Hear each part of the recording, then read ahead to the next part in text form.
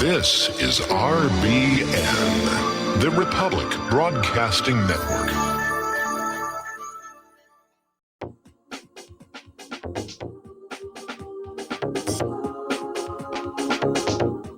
What really happened with your host, Mike Rivero. You're listening to the Republic Broadcasting Network, where you'll find out what the Fukushima's going on. And aloha, America. Welcome to our show today. It is Thursday, May 7th, 2020. Thank goodness. Sure happy it's Thursday. Sure happy it's Thursday. Sure happy it's Thursday. Almost made a mistake there here. We've got a lot to talk about today. And remember the new rules. All news during the first hour, phone calls during the second hour. So let's get right on into it. Obviously, today is the anniversary of the sinking of the Lusitania, which propelled the United States into what was eventually called World War I, when we realized we had to start numbering those things. And, a lot of evidence that it was deliberately sacrificed, specifically to anger the American people into supporting going to war in Europe. Up until that point, most Americans were isolationists. They said, this is Europe's problem. We don't need to deal with that. And World War I was kind of funny because it began as a war between Serbia and Austria-Hungary, and somehow mutated into a war against those gosh darn Germans. So anyway, more about that later on here. Obviously, the big news right now was breaking just before we went to airtime. The Justice Department is dropping the case against Michael Flynn, and they're abandoning this prosecution that was a focus for Trump and his supporters in attacking the FBI's Russia investigation. So this is a stunning reversal for Special Counsel Robert Mueller. It comes even though prosecutors for the last 3 years had maintained that Flynn had lied to the FBI about his conversations with the Russian ambassador in a January 2017 interview. Flynn himself admitted as such under duress, it now turns out, and became a key cooperator for Mueller as he investigated ties between Russia and the 2016 Trump campaign. Now, in documents being filed today, the Justice Department said it's dropping the case after a considered review of all the facts and circumstances of the case, including newly discovered and disclosed information. The Justice Department said it concluded that Flynn's interview by the FBI was untethered to and unjustified by the FBI's counterintelligence investigation into Mr. Flynn, and the interview on January 24th, 2017 was conducted without any legitimate investigative basis. Now, not too long ago, Michael Flynn filed a motion with the court to withdraw his guilty plea, saying that the government had breached its agreement with him on the plea bargain by asking him to give false testimony. So that whole thing is now unwinding.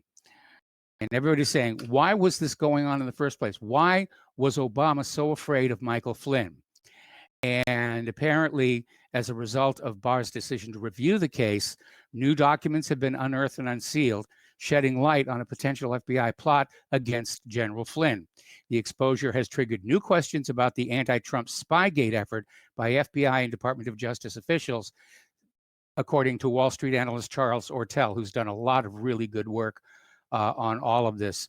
So basically, and this was already being reported a couple of weeks ago, the newly unveiled written notes openly ask whether the Bureau's goal was, quote, to get, end quote, General Flynn to lie so the FBI could prosecute him or get him fired. And the files also indicate that the FBI's Operation Crossfire Razor targeting Flynn had found nothing at all implicating the general in the collusion with Russia, which we now know that didn't exist at all. And the case would have been closed if then FBI Deputy Assistant Director Peter Strzok had not intervened to keep the case open. So this was a political hatchet job right from the very, very beginning. And I'm glad the Department of Justice is dropping the case. Of course, Flynn is still dealing with the legal costs that all of this have cost him. I think, if I recall correctly, he had to sell his home. So we need a GoFundMe for General Flynn to cover his legal costs and hopefully get him back into the House. He needs to start suing people for wrongful persecution or something along that line here.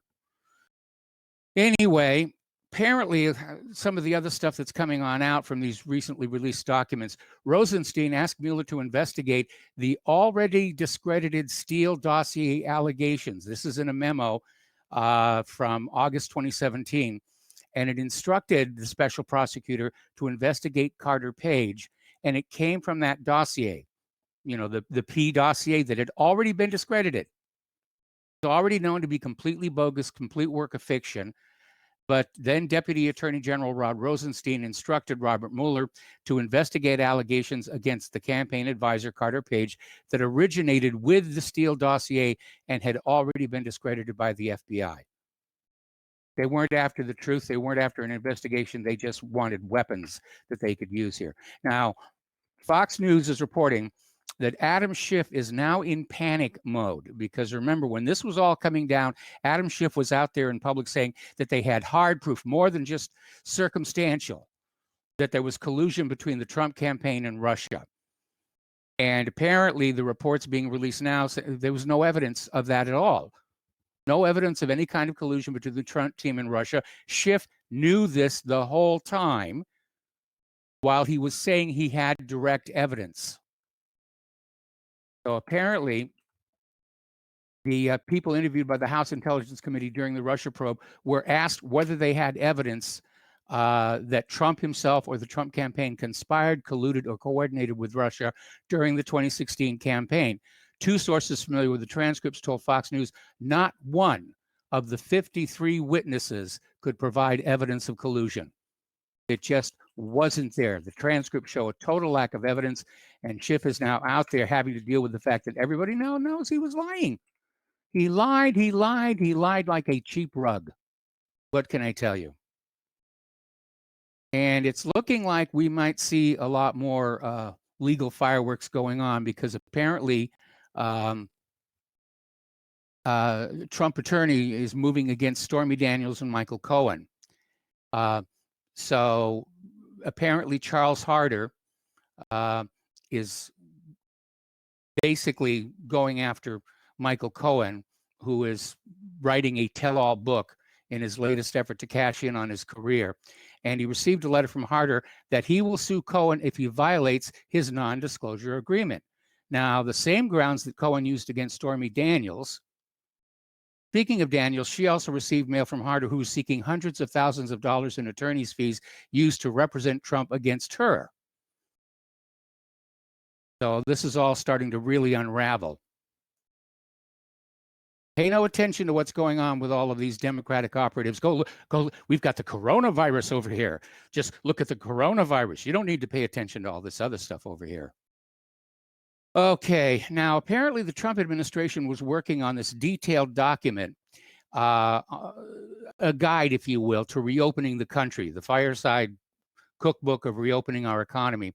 But apparently it's been shelved, even though it contains step-by-step advice to local authorities on how and when to reopen restaurants and other public places. Now, the 17-page report by a CDC and Prevention Centers for Disease Control and Prevention team, titled Guidance for Implementing the Opening Up of American Framework, was researched and written to help faith leaders, business owners, educators, state and local officials. It was supposed to be published last Friday, but agency scientists were told the guidance would never see the light of day. Nobody knows why here. Okay, the Michigan House and Senate are suing Governor Whitmer after she extended the state of emergency without their approval. And the lawsuit is going to the Court of Claims with the hope of an expedited ruling. The House and Senate declined to extend the state of emergency last week, but Whitmer later announced it would be extended from April 30th through May 28th, citing a 1945 law allowing her to do so. So that's going to go up to the court here.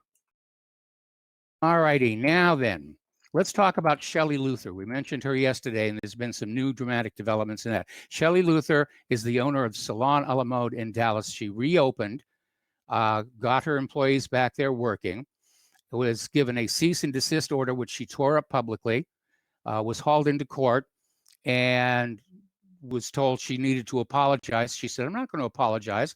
I got to feed my kids. And she was sentenced to 7 days behind bars and a $7,000 fine, $500 for each day she opened her business doors.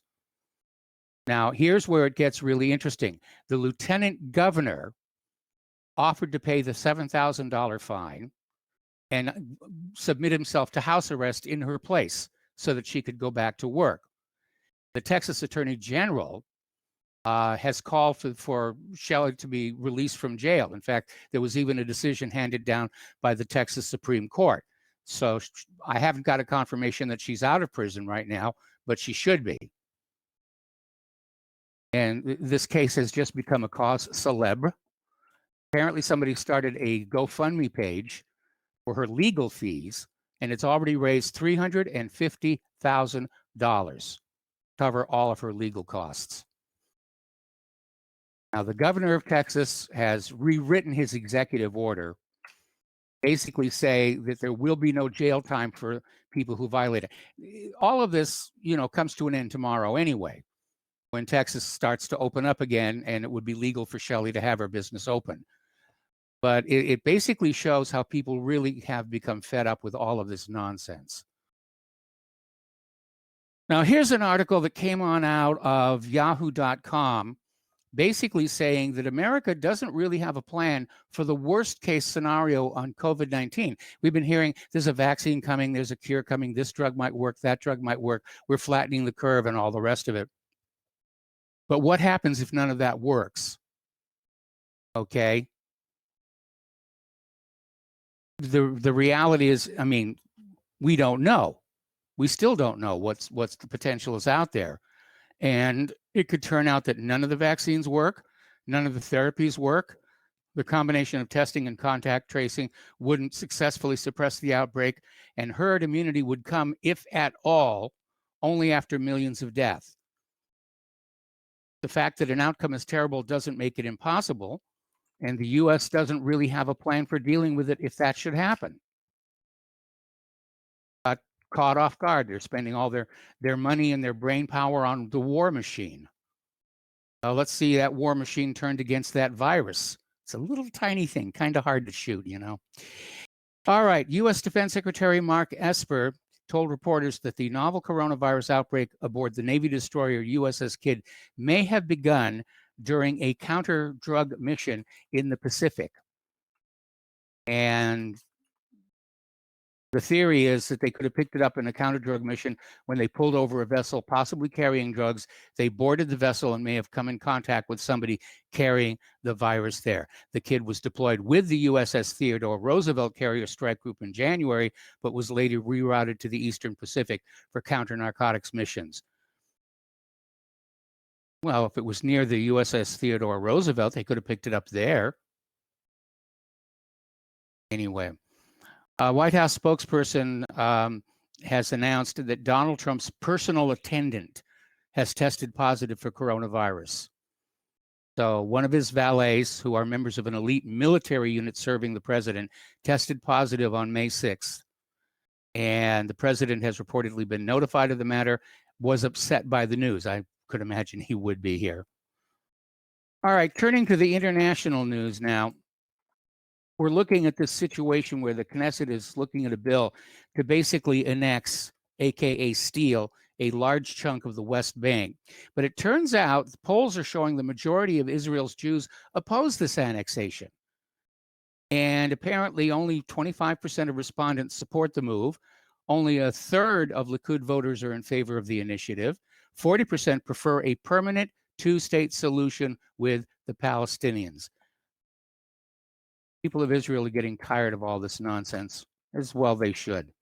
Joe Biden is pledging to restore U.S. assistance to the Palestinians if he's elected president. And he's going to restore the aid that was cut by Donald Trump as calls for resuming assistance grow louder in Washington. Asked during a virtual fundraiser yesterday whether he would restore aid programs for Central America and Palestinians that Trump terminated, the presumptive Democratic nominee answered affirmatively.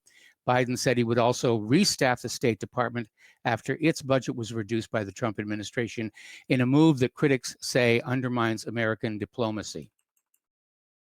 Meanwhile, over at Facebook, they have deactivated dozens of accounts of Palestinian journalists and activists. And dozens of Palestinians logged into their Facebook accounts on the 4th of May, only to find out their pages were no longer active. In the space of just a single day, more than 50 Palestinian journalists and activists had their profile pages deleted by Facebook, alongside a notification saying their pages had been deactivated for not following our community standards. The message said, "We have already reviewed this decision and it cannot be reversed." Then went on to say, "You should read more about Facebook's community standards." Well, their community standards seem to be very pro-Israel. Have you noticed? And speaking of pro-Israel, apparently AIPAC has found a button to push for Ilhan Omar because she signed on to this letter urging an extension of a UN arms embargo against Iran.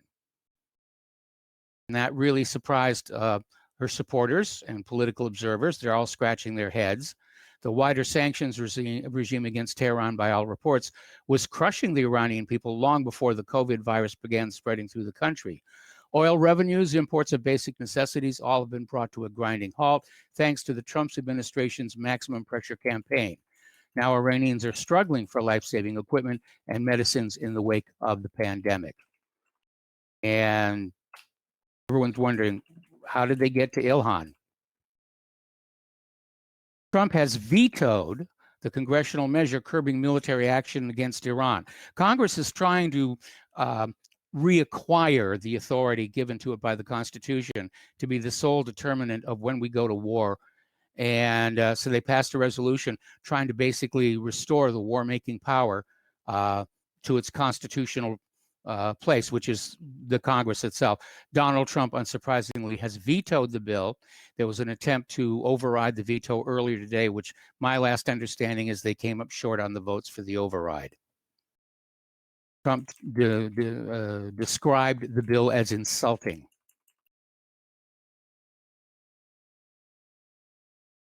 A very insulting resolution introduced by Democrats as part of a strategy to win an election on November 3rd by dividing the Republican Party. The few Republicans who voted for it played right into their hands. Oh, Donald, you're starting to sound paranoid. The U.S. is scrambling to buy new missiles with which to challenge China. So no money for COVID-19, no money for our schools, no money for our homeless people, plenty of money for missiles. And with U.S.-Chinese tensions at their worst level in decades, and look how little time it took to go from being good buddies to sneering at each other. The new military budget details reveal plans for the U.S. to spend substantially on new guided missiles, particularly being sought as a way of catching up to China's capabilities and challenging them further in the Pacific. Remember the other day we were talking about missiles and how the U.S. is behind on that. And it's something that should be looked at, but never is how much we spend for how little we get, with examples being like the F-22, the F-35, the Zumwalt, the Gerald Ford, the Independence-class littoral combat ships, the Freedom-class littoral combat ships. We spend vast sums of money, and we're not really getting the, you'll pardon the expression, bang for our buck compared to other countries here. But Pentagon officials have argued there's a missile gap with China, a claim that seemed to be based on the idea of getting more funding for more advanced missiles.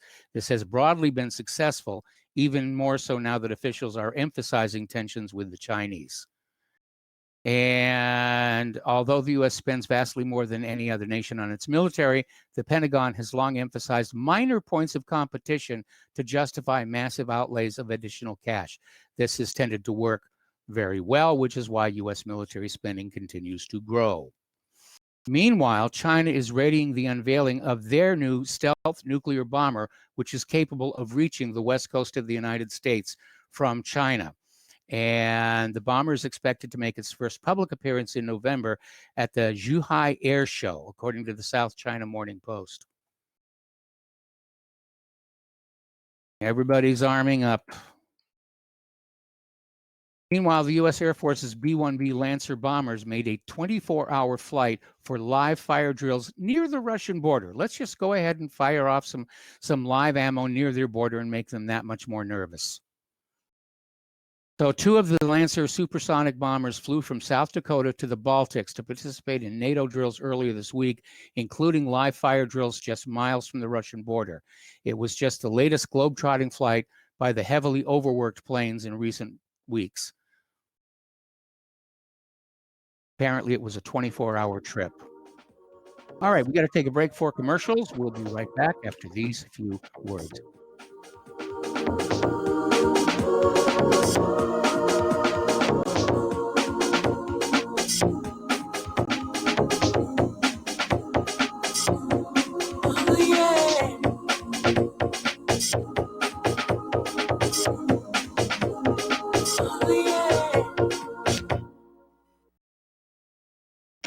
Honey, I'm home. I grabbed a newspaper on the way home. Look at all the news today. Don't you know that all you're going to get in the newspaper is propaganda, twisted news, and false information? Honey, this is a national newspaper. It has to be true. Ha! For some reason, the majority of the population believe anything the mainstream media tells them. The newspaper doesn't give out the important attention of what's happening to this country and news that affects our daily lives. Say, does that newspaper mention anything about the North American Union? No, not that I can see. I didn't think so. You need to go to www.newswithviews.com, where truth is more important than political correctness. That's www.newswithviews.com. Hey, don't throw that away. We can use that in the birdcage. Okay, move over. Let me start reading newswithviews.com. The truth? Read all about it at newswithviews.com. Newswithviews.com, where reality shatters illusion. As a listener of RBN, you're surely concerned about being informed and being ready for whatever may come. Please consider the following questionnaire as a soul-jarring wake-up call. If you answer no to more than 2 of these following questions, you probably aren't going to make it through any major disruption in our country. The questions were compiled by people that have been there. Are you really ready? Do you own your own firearm for the primary defense and protection of you and your loved ones? Have you ever been professionally trained to stand against life-threatening behavior? Have you ever practiced enough to fire 500 rounds during a 2 to 4 day time frame, day and night? Can you load, unload, fire, and clear a jam in total darkness? Have all the adults in your household been professionally trained? Are you, life and death, comfortable with your abilities with pistol, revolver, shotgun, and rifle? Are you aware that everything that you do to prepare for an emergency is a waste of time, money, and energy? If you haven't honed your abilities to their highest level to protect and keep what you have, do you have the repair parts that will most likely be needed for each of your firearm, and do you have the ability to install those parts? Could you completely clean every firearm you own? Are you aware that your body won't go where your mind hasn't been? In other words, without proper training, followed by regular practice, you probably will not win a gunfight. Well, how did you measure up? Take the once-in-a-lifetime opportunity to start correcting your deficiencies by receiving your Commander Lifetime Membership with Front Sight Firearms Training Facility. A one-time donation to RBN for $500 will give you a Commander Lifetime Membership at Front Sight as a tremendously huge thank you bonus. See details on RBN's webpage to make it happen. The clock is ticking. You had better be ready before it happens. We will not go down in the night without a fight. You can burn up our mosques and our homes and our schools, but our spirit will never die. We will not go down in Gaza tonight. Welcome back to our show here. And Turkish military forces and allied Takfiri militants have cut off the drinking water from a pumping station to thousands of people in Syria's northeastern province of Hasaka amid the novel coronavirus outbreak in the war-torn country. The Director General of Hasaka Water Company, Mahmoud Al-Ukla, told Syria's official news agency Sana that Turkish troops and their allies forced the Al-Uk water station to stop work on Thursday, leaving the provincial capital city of Hasaka and the areas in the western environs of the province without water.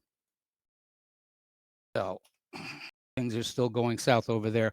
All right, so let's talk about what's going on down there in Venezuela, because this is just getting murkier and murkier. So apparently this captured U.S. mercenary in this Bay of Pigs version 2.0, it's an utter failure and half-baked. I mean, when you look at what they say they were trying to do and what they were trying to do it with, it almost reads like a really bad movie script from a seriously under-budget movie. And apparently, this Luke Denman, 34 years old, captured American, was seen in a video basically confessing, probably with a gun to his head, that Donald Trump ordered the plot to abduct Maduro. And the plan basically was that this handful of people were going to sneak into the capital city, grab Maduro, put him on an airplane, and send him to the United States of America. I mean, even the scriptwriters on the Mission Impossible franchise aren't going to touch that one. So they have a confession that Maduro was going to be kidnapped and brought to the United States so that Guaido could become the legitimate president of Venezuela. But here's where it gets a little bit interesting. You know, I was predisposed to say, yeah, this was a little private enterprise. The billionaires paid for it. The opposition leaders arranged it. This ex-Green Beret who owns the security company said, yeah, I can do the job for however much money they were going to do it for. And then it just all fell apart. And it just, you know, if I have to agree with Pompeo, if the U.S. was behind it, it would have been handled a little bit more delicately. But it turns out, according to this article that's over in the Daily Mail, the U.S. government knew about the training sites in Venezuela that these people were using. And apparently the DEA informed the Department of Homeland Security that the Venezuela coup plot ringleader was smuggling guns to training camps. So apparently they had an informant that tipped off the agency earlier this year that former Green Beret Jordan Gaudreau was smuggling weapons into Colombia. And the Anti-Narcotics Agency said a formal probe wasn't opened and it did not know who Gaudreau was at the time. DEA officials speaking to the Associated Press said the information was also passed on to the Department of Homeland Security. So they knew something was up, supposedly, and didn't do anything about it. So we're back in that little gray area. Did they just let it happen or did they make it happen? Meanwhile, Pompeo is saying the U.S. will use every tool to get the ex-soldiers back from Venezuela. Is that the justification for an invasion? So apparently these two former U.S. Special Forces soldiers, Luke Denman and Arian Berry, were among the mercenaries taken into custody after a botched coup attempt to overthrow Maduro.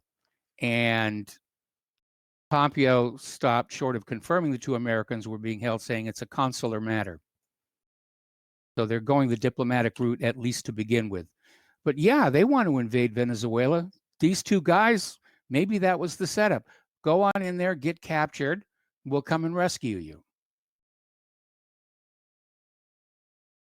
It's obvious that the hybrid war in Venezuela is moving to a new stage of aggression. And it began, of course, with that raid by speedboats with armed mercenary forces on the central coast of Venezuela. They were trying to land just a few kilometers from the capital city of Caracas.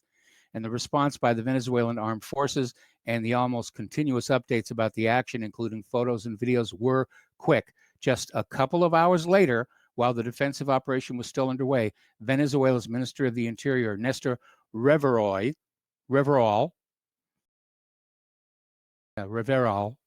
issued the initial statement, calling it a group of terrorist mercenaries attempted a maritime invasion, entering Venezuela with speedboats via the coast of La Guaira. Now, the suggestion that the raid, which is already a grave act of aggression, had such menacing consequences was not far-fetched, given past attempts to overthrow the Maduro government, including attempted assassinations. Remember the little one with the drone? They tried to get him with the drone that exploded. It's just getting crazy down there. But I got to tell you, if the U.S. government was behind this attempt to kidnap Maduro, boy, did they mess it up. It is another Bay of Pigs. We got to take another break for commercials. We'll be right back.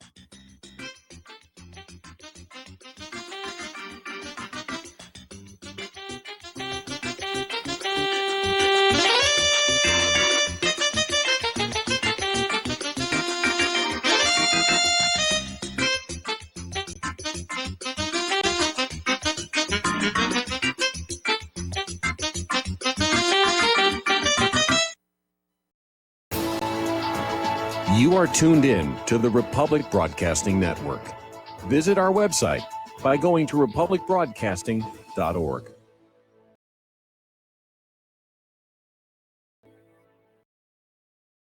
Is the Second Amendment your line in the sand? Is the United States Constitution important to you? Are you worried about gun confiscation? You need to join us for free at gunconfiscation.com. At gunconfiscation.com, you will meet like-minded patriots, get the latest Second Amendment news, and find anything you need to prepare for gun confiscation. Visit gunconfiscation.com today. That's gunconfiscation.com.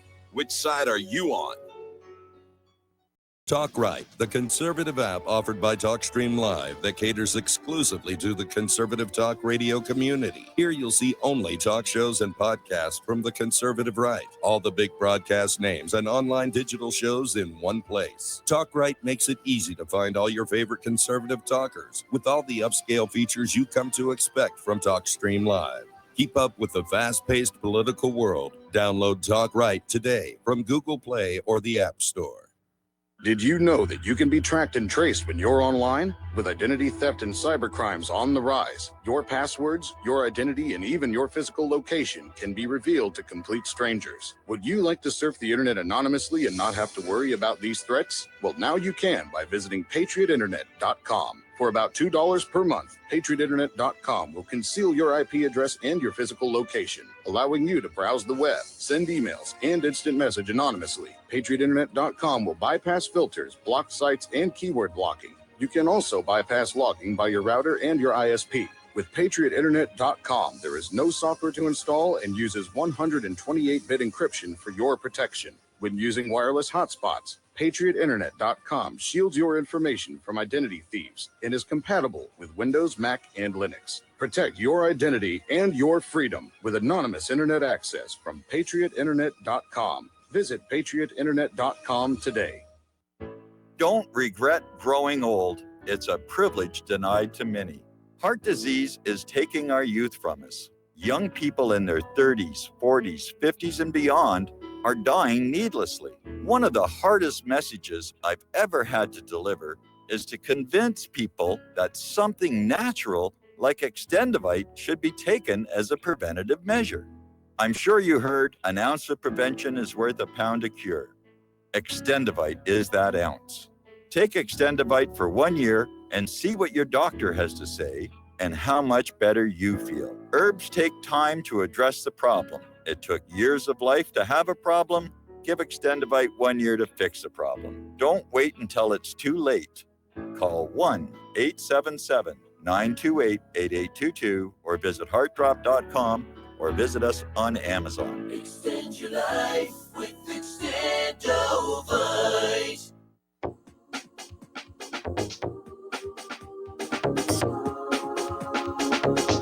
What Really Happened with your host, Mike Rivero.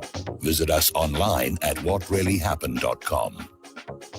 Here is your host, Michael Rivero. Welcome back to our show here. Let's talk about the economic news for a while.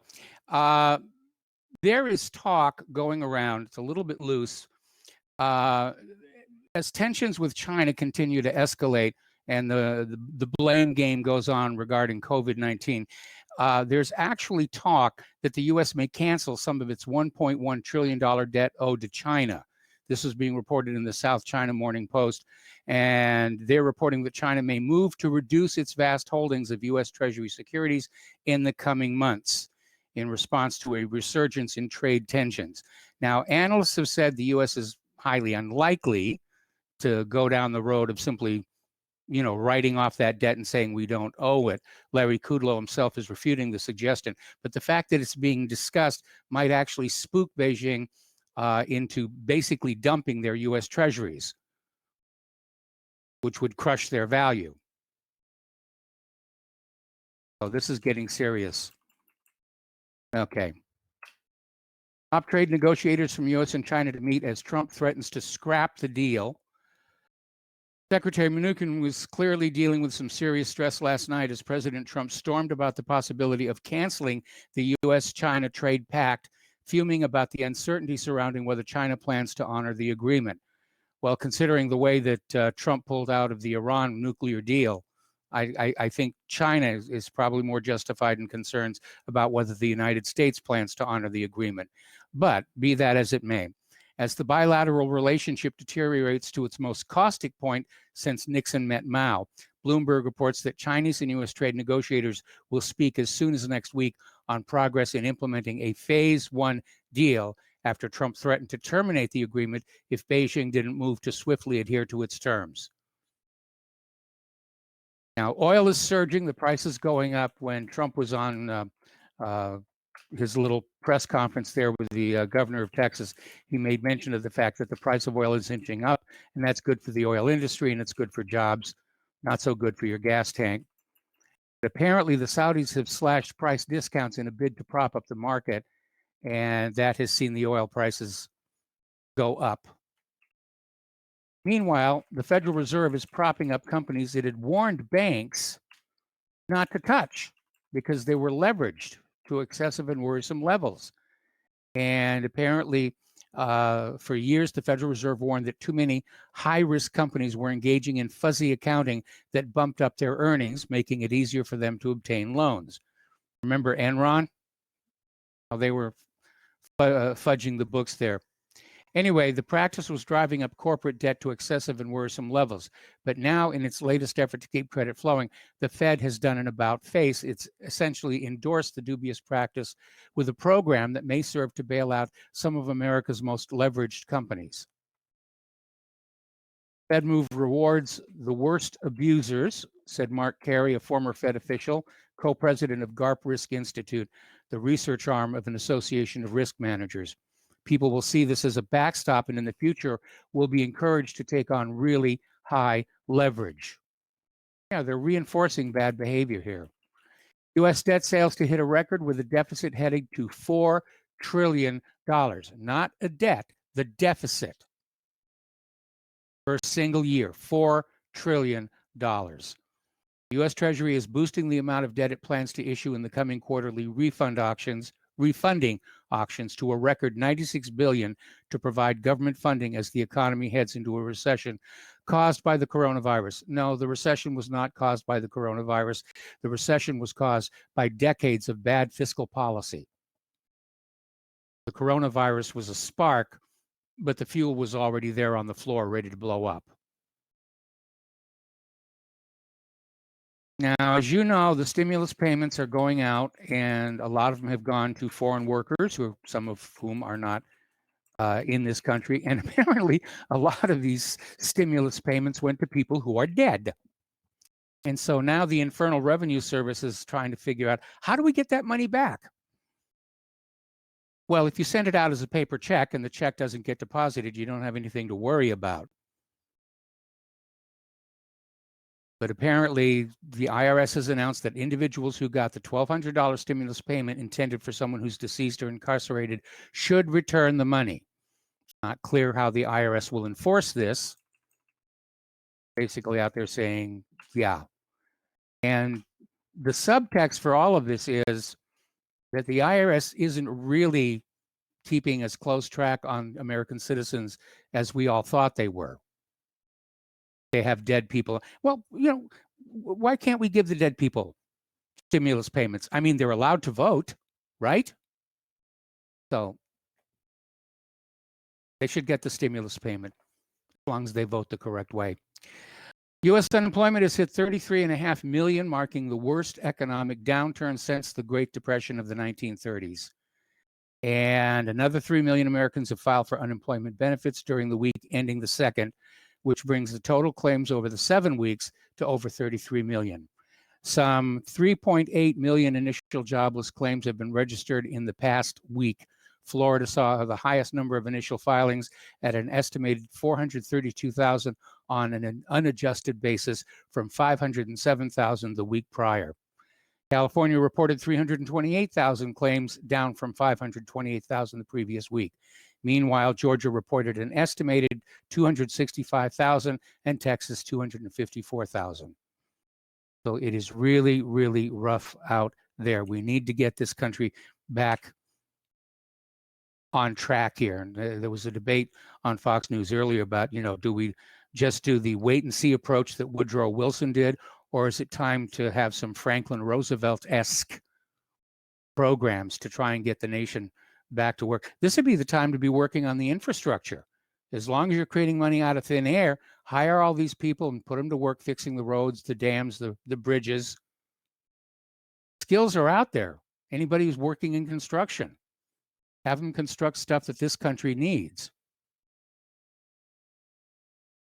Now, Minneapolis Fed President Neil Kashkari said that Friday's jobs reports will likely understate the real unemployment picture, as it will only reflect people who are actually looking for work, a nearly impossible task in a time of nationwide lockdowns, and the country should steel itself for a long, gradual recovery. He says the real unemployment rate is as high as 24%. That's 1 out of every 4 Americans is out of work. So, new research shows 1 in 5 children in the U.S. are facing food insecurity amid the COVID-19 lockdowns. That is absolutely shameful. Absolutely shameful. So this new study has found that children in the United States are suffering the highest rate of food insecurity ever recorded in the country, as tens of millions of Americans are barred from working under coronavirus-induced lockdowns. Okay. Neiman Marcus, there's a name we all know. They're filing for what's called a pre-pack bankruptcy, joining J. Crew. And just 3 days ago, Neiman Marcus, often called Needless Markups, was on the cusp of striking a deal with creditors for financing that would help tide it through the bankruptcy. Well, it looks like the big day has finally arrived. Bloomberg reports that Neiman Marcus Group has officially entered into a restructuring support agreement with a significant majority of its creditors to undergo a financial restructuring and file for voluntary, prearranged bankruptcy protection. Another one of our iconic retailers that's in trouble. Peter Schiff is out there saying that, well, the Federal Reserve is never going to pull back from all this excess money printing, because everybody's becoming addicted to all this instant money out of thin air. The Federal Reserve is creating a massive amount of money out of thin air, injecting it into the economy. And pretty much everybody believes this is the only choice given the emergency we face. But we're told once the emergency is over, the Fed will take the excesses away. In his podcast, Peter Schiff explains this will never happen. Once the drug addict is hooked, you can't just take the drug away. Now then, Donald Trump is working on what he calls the Artemis Accords. And this is a treaty which kind of divvies up the moon, if you will. And a lot of people are drawing parallels between that and the scramble for Africa, when Africa was first being opened up for colonialization and all the resources that were down there during the 19th century. So Trump's administration seems to have set its sights on the moon, and mere hours after Reuters revealed the existence of a secret treaty to partition the moon, the U.S. Space Force released its first recruiting ad, telling prospective space cadets that their future on this planet may in fact be off-planet. Well, that'll be interesting to see. All righty. Down along our border with Mexico, they're still trying to get the wall built down there. Donald Trump has now ordered his Mexican wall to be painted black at a cost of up to $3 billion more, claiming it will make it too hot to touch in summer. Donald, have you ever heard of gloves? Thought not. All right, let's get to the case of Ahmaud Arbery.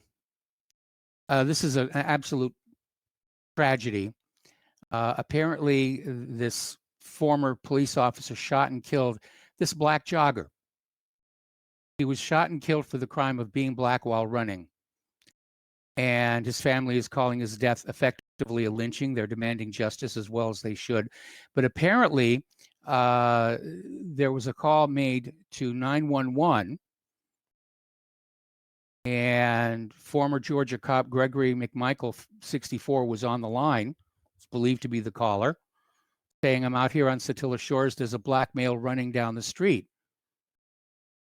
And then he broke off the call and said, "Gosh darn it, come on, Travis." Now, these are ex-cops. They should know better. Apparently, they just chased this guy down and It was all caught on tape, and they just killed him. And yeah, there does need to be justice in this case. There does need to be a deterrent established. You don't just shoot somebody just for running, because a lot of people run with no ill intent. Jogging, power walking, whatever you want to call it, people working on their health. Now, this next story, this is pretty cool stuff, actually. There's been a breakthrough in Ohio, and this guy, Ian Burkhart, suffered a severe spinal cord injury in 2010 while on vacation from Ohio University. He dove into a wave and struck an unseen sandbar that paralyzed him instantly. Now, since 2014, researchers at the nonprofit Bethel and the Ohio State University Wexner Medical Center have been working on new technologies to help restore the use of Burkhart's right arm. And they've used a computer chip in his brain to restore his sense of touch. And they've succeeded in connecting neural signals between his brain and his arm. The breakthrough system is able to harness signals that are usually too small to perceive, enhances them, and sends them to the patient. It is a breakthrough. I mean, we're talking about being able to bypass injured spines with electronics. That is really, really cool. That's Nobel Prize territory, in my opinion.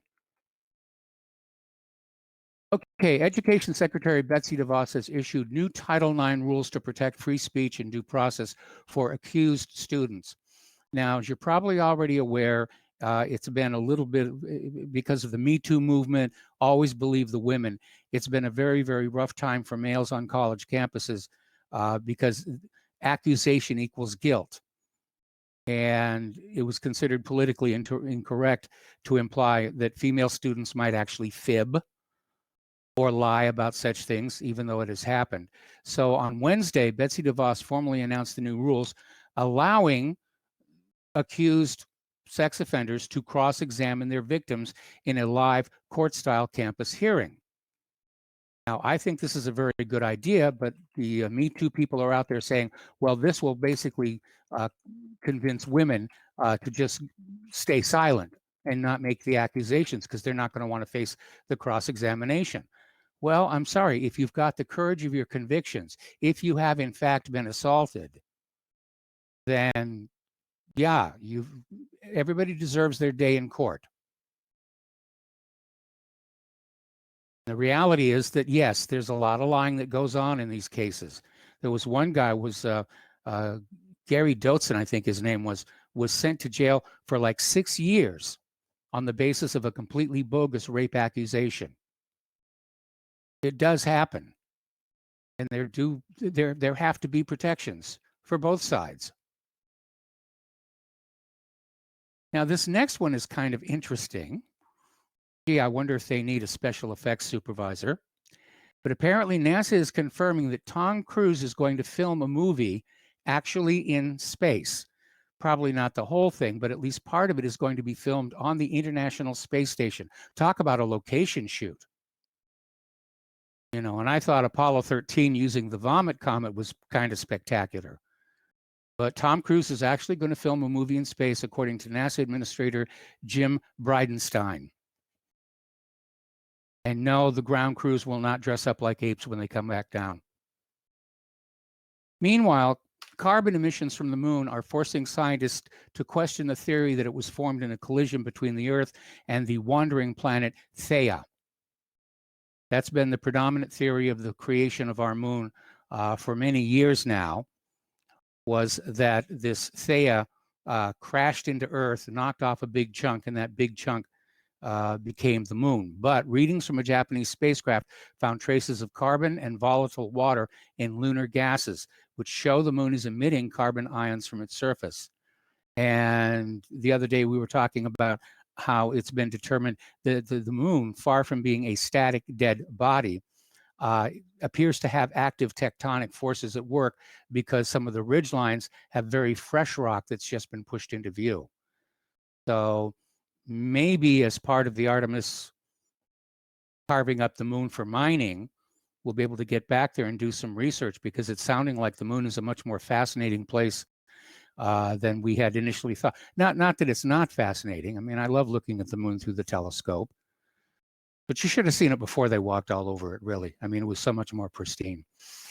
And, yeah, it's a lot more interesting stuff up there to keep your eye on. And I'm a big astronomy buff. I'm a big space program buff. And if we can find a way to commercialize space with mining, then the cost of space travel will inevitably come down.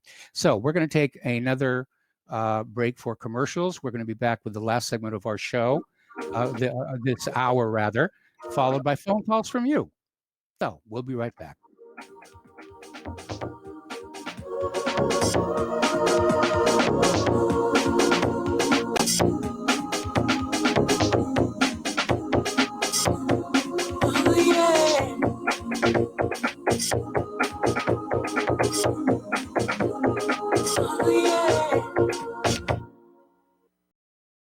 Homeowners, if your lender has gone out of business or sold your transaction to another lender or servicer, you may be the victim of a wrongful foreclosure, resulting in the loss of your home. If you've already lost your home, are in foreclosure, or even in good standing, you can challenge the mortgage transaction's illegal issue, and your property can be restored to you, and your foreclosure can be stopped or reversed, and the mortgage transaction declared unenforceable. State laws, U.S. title codes, the Uniform Commercial Codes, and U.S. Supreme Court rulings have upheld that defective mortgage documentations can reverse or stop foreclosures and enforce property title claims in favor of the homeowner. We are having successes in stopping the process of foreclosure, the enforcement of the foreclosure judgments, the sale of property, and evictions after the sale. We are not attorneys, and we don't give legal advice. We are a professional team of legal researchers, providing forensic mortgage audits and expert witnesses. We have the knowledge to produce the evidence and enforce laws regarding your legal issues. We've been in business for 12 years without a complaint. Consultations are free, and we provide a free title search to confirm if your mortgage has legal defects. Please call 855-253-3748. 855, keep it today.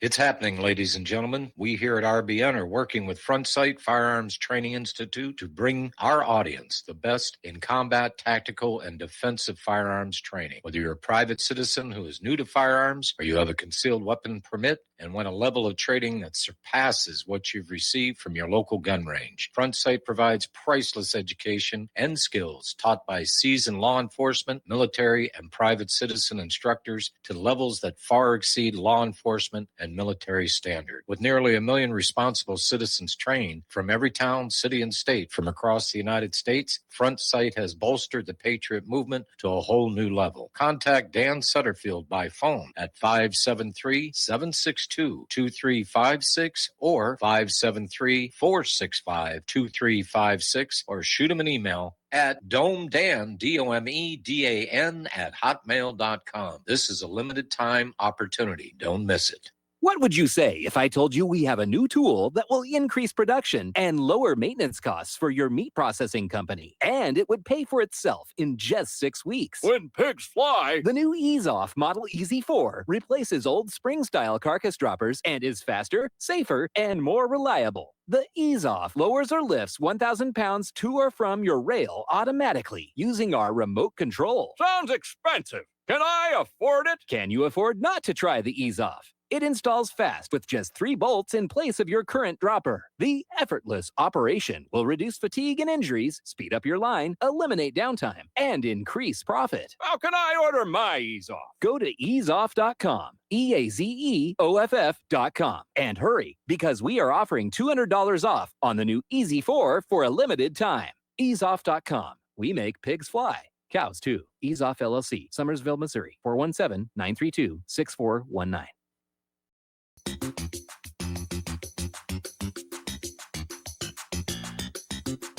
Welcome to What Really Happened Radio. Visit us online at whatreallyhappened.com. And now, set your eyes on the future and let's consider what really happened. And welcome back to our show here. We're coming up on the top of the hour and taking some phone calls here.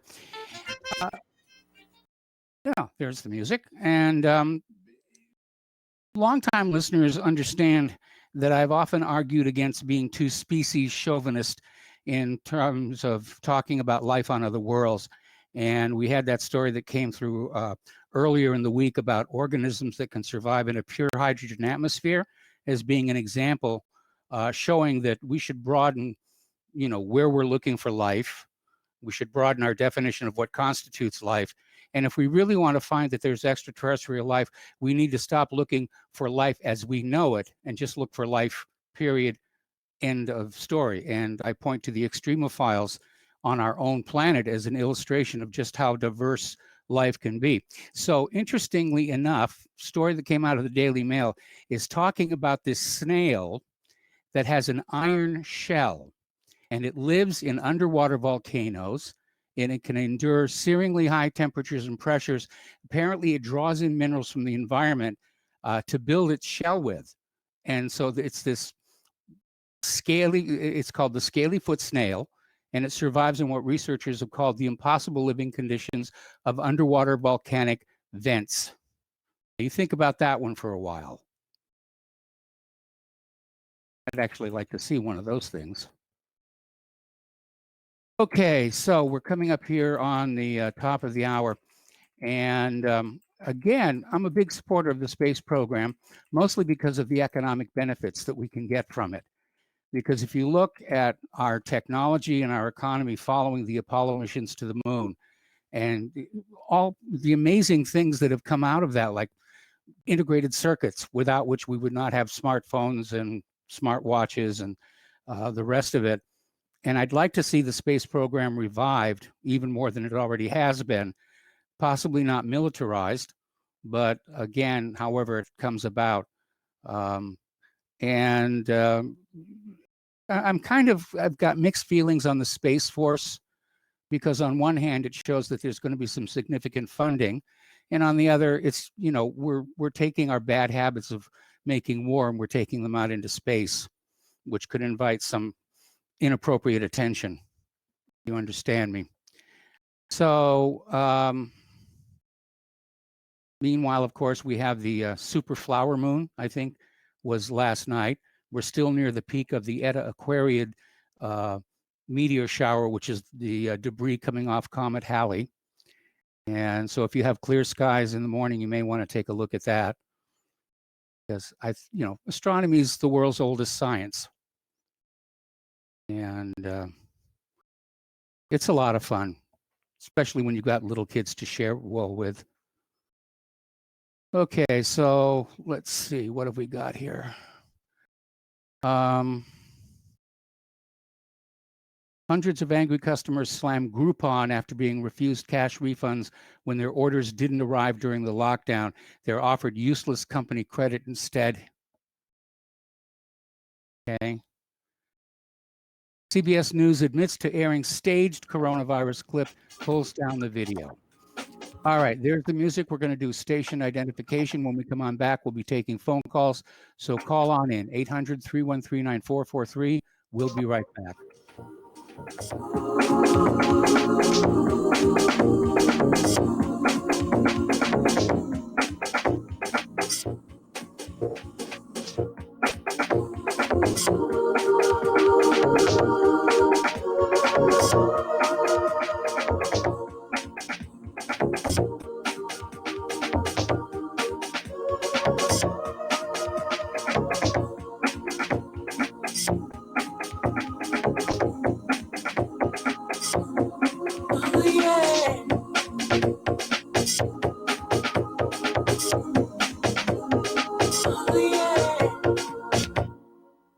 Talk Right, the conservative app offered by TalkStream Live that caters exclusively to the conservative talk radio community. Here you'll see only talk shows and podcasts from the conservative right, all the big broadcast names and online digital shows in one place. Talk Right makes it easy to find all your favorite conservative talkers with all the upscale features you come to expect from TalkStream Live. Keep up with the fast-paced political world. Download Talk Right today from Google Play or the App Store. The Republic Broadcasting Network late-night premiere show of Red Pill Hardcore is hosted by activists that want to hear from you, the listeners, so that you can get involved in the activism. Please call in at 800-313-9443 at 10 p.m. to enter the discussion. To book yourself as a guest, call our studio at 202-657-5715 or contact RBN staff. Remember, keep it real and take the Red Pill. You're listening to the Republic Broadcasting Network. because you can handle the truth.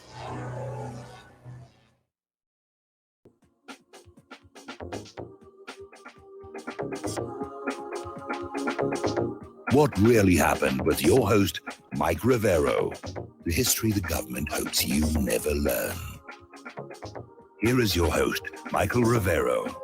And aloha, America. Welcome back to our show. Hour number 2. The phone lines are open, 800-313-9443. And let's start with Peter in Los Angeles. Hello, Peter. Welcome to the show. What's on your mind today? Well, hey, Mike. I think that astronomy is the world's oldest science, and I'm excited by it too. But I'd like to talk about the world's oldest profession. And I'm not talking about prostitution. I'm talking about politicians, which I consider the same thing. Yes. Which is the Flynn thing, the whole thing on Obama and Flynn, Mike. And my premise is this. I knew that, and you knew too, that Obama was corrupt from day one. A guy named Rezko had bought his house. Rezko, he never bought his house in Chicago. It was paid for some corrupt guy that went to jail, as a matter of fact. Paid his taxes, bought the lot next door for him. We know he did Fast and Furious. We know he was. I assume that he was heavily involved, and this is what I think. He was heavily involved in the Clinton Foundation. The very fact that he appointed Hillary Clinton and Joe Biden, for that matter, and Comey, and Brennan and Clapper, all those guys were Obama's appointees, and all of them are utterly corrupt, Mike. So it's my assertion here on why this happened to Flynn, because it's starting to be asked why. Because certainly it would have taken Obama to make all this happen, I think it's because he was so corrupt in the Clinton Foundation and the Ukrainian, all the corruption going on in Ukraine and Biden's kid and God knows what else, and Ukraine, Uranium Gate, just to name a few, along with Fast and Furious, and he became paranoid about it, and that's when I think he started to really weaponize the intelligence agencies and do the surveillance, illegal FISA stuff, and all the stuff that we know was going on under his watch, under his appointees. That happened with Bernie Sanders, happened with Trump, and all the stuff that's going on. And then we have the people that were prosecuting this.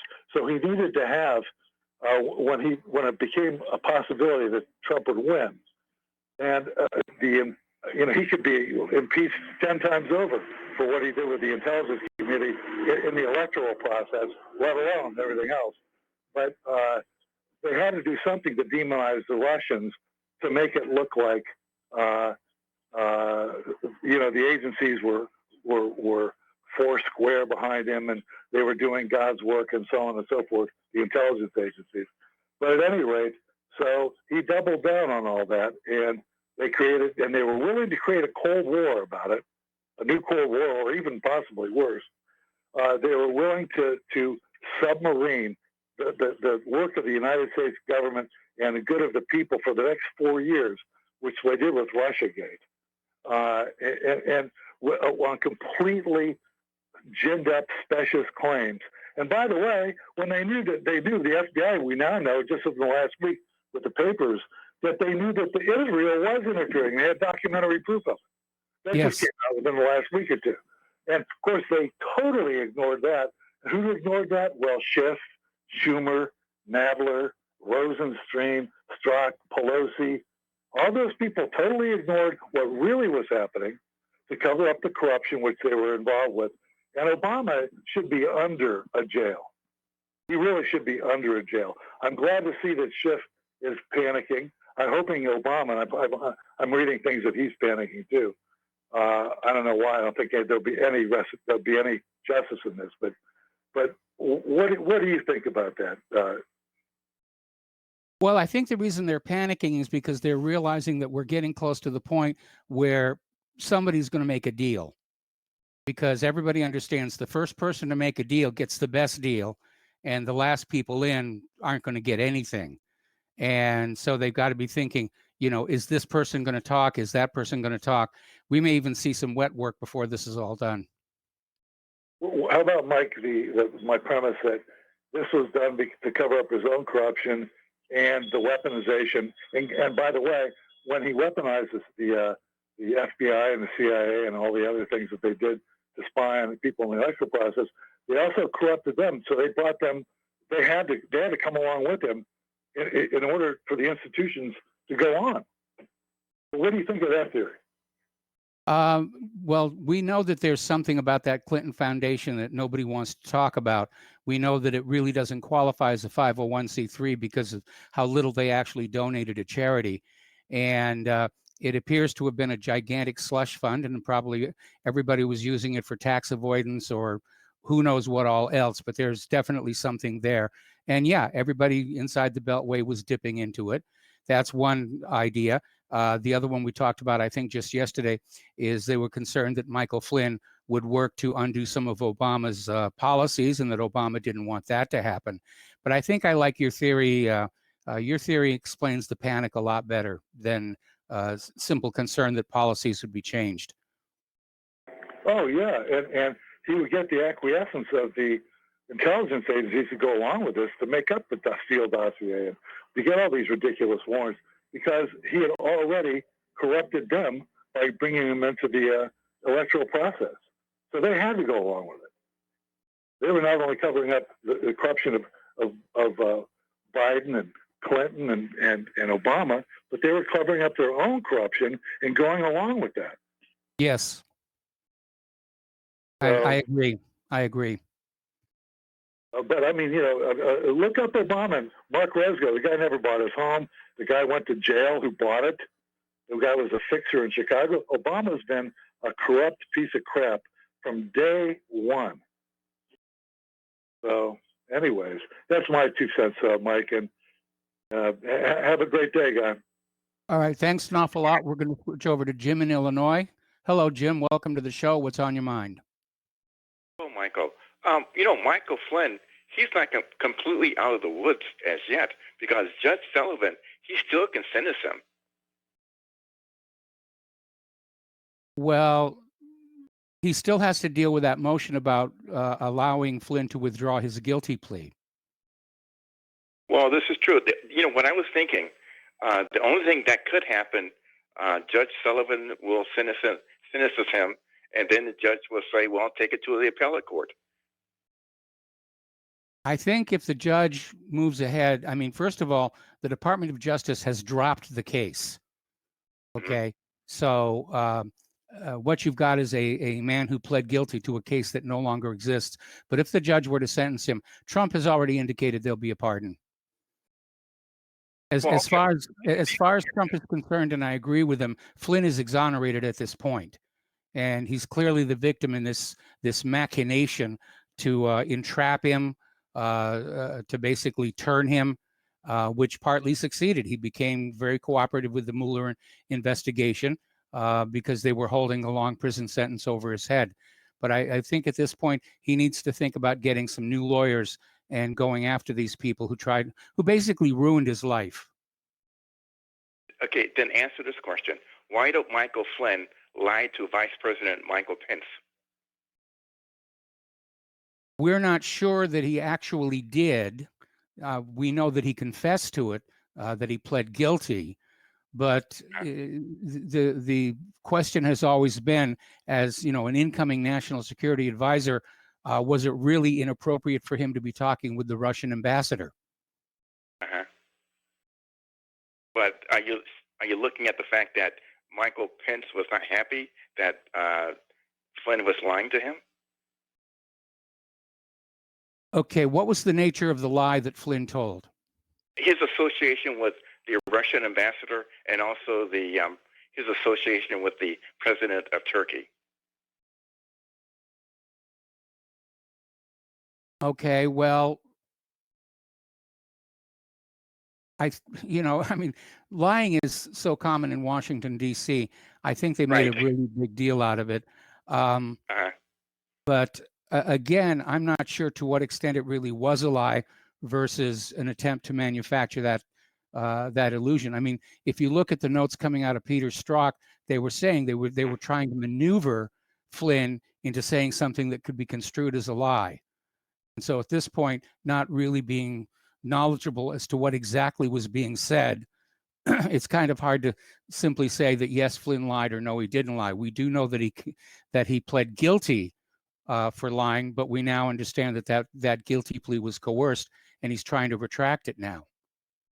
Well, also, they stated he might have lied to protect his son. Did you hear that? No, I had not heard that. Yeah, because his son was doing some business, illegal business in Turkey, and the FBI was looking at him, and Michael Flynn stated, to protect my son, I'll just take a guilty plea. Okay. Yeah, and that's something to look at. And I can understand a father trying to protect his son. I can too. I can too. Okay, Mike, I'm going to let you go. Take care. All right, thanks an awful lot. We're going to go to Jim in New York. Hello, Jim. Welcome to the show. What's on your mind? Oh, hi, Mike. I have two short thoughts. I think it looks like Trump is playing good cop, bad cop. Trump's the good cop, and Fauci is the bad cop. Trump could fire him today, but Yes. he doesn't, which to me tells me Trump's in on the game, and he's part of it, and he's just controlled opposition. Another thought I had is I think it was Michigan or Ohio. These guys going to the state capitals with AR-15s. Did you see that? Yeah, I did, and I'm wondering how many are agent provocateurs, because That's it's not helping their exactly- cause. Yeah. That's exactly what I was going to say. Anyone, if you're walking in a city area, city limits with the AR, you're a federal agent, or you were given the okay by either the state or the federal government. And you know what's funny? I think these guys, same guys who these Patriot militia guys, they have masks on, so you can't see who they are. Does that remind you of someone? Antifa. Yes. They could be the same guys, federal agents, who a year ago were dressed up as Antifa, and now they're dressed up as these militia type guys because we can't see them; their faces are covered. But anytime you see someone walking down a street in a city limits with an AR, there's no doubt they're a federal agent or a federal asset. There's no question. No one ever, and the police don't question them. The police, Yeah. they don't have to confront them. They could just pull over and say, "Hey, what's going on, guys? What's with the guns?" They don't, which means they're obviously federal agents. But that's all the point I wanted to make. And you have a great show, Mike, and have a good day. Thanks an awful lot. We're going to switch over to Dan in Texas. Hello, Dan. Welcome to the show. What's on your mind today? Hey, Mike. Boy, what a conversation. And for, I believe it was Peter in Los Angeles, that was a heck of a lot more than 2 cents worth. That was quite a commentary. But then quickly, a certain fellow from New Jersey likes to call and push the face mask agenda. I Yes. happened to be listening to Jeffrey Bennett last night, and he put me on to a real good article on why face masks don't work, a revealing review. And it's available on YouTube right now. But if YouTube should put it down the memory hole, it's also available on Dr. Kelly, Kelley, .info. And anyway, maybe Paul should read that article, and perhaps he'll quit pushing this face mask agenda and calling me irresponsible for not wanting to wear one. Now, another thing I wanted to mention to you, Mike, is I Googled in a search today, and what I Googled, the search phrases I put in there were social distancing or surveillance tracking. Which is it? And man, the number of articles that were available on the police state they are setting up, it just blew it didn't blow my mind, because I've known this is what the corona bull crap was all about to begin with. The new normal is going to be an Orwellian nightmare. And I don't know if you've ever looked into that, but one day you might want to search that, social distancing or surveillance tracking, which is it? Those articles were just incredible in what they were saying about the police state that's being set up. Yeah. Everybody's using coronavirus to push whatever their agenda is. And one of those agendas is increased surveillance, monitoring. Apparently, there's all kinds of new apps for smartphones to track people where they're going. And unfortunately, they've already hit some snags, because one of the ones that was supposed to warn you when somebody with coronavirus was near you, it turns out it was responding to non-phone Bluetooth devices as well. So as usual, these things are getting rushed out into distribution without being fully tested yet. All right. Thank you, Matt. All right. Thank you. We're going to switch over to Joe in Houston. Hello, Joe. Welcome to the show. What's on your mind today? Well, first, I'd like to just congratulate General Flynn.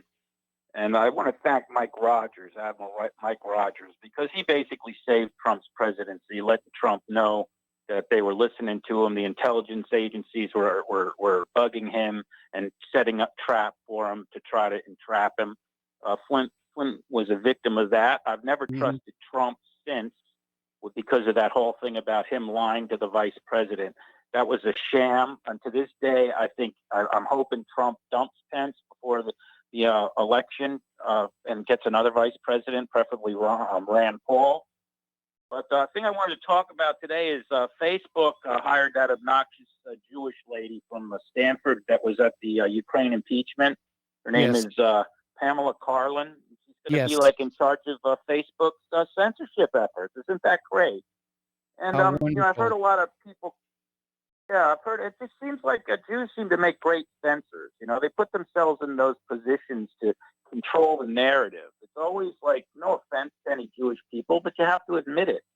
And and I heard people talk about China and how they think this orchestration of hostilities, of propaganda about disliking China is because of the Jews. But China has a big Jewish issue. There's a lot of Jewish power in China. Now, you have to realize the Jews are a split group. You have international socialist communist type Jews, and you have nationalist Jews. And the international socialist communist Jews, they're all over China. They've been part of the ruling group in China for years. Daryl Bradford Smith had a great video about that years ago, and William Pearson wrote about it. It's just like in South Africa when they overthrew the Dutch apartheid regime of the Afrikaans and the English, the whites.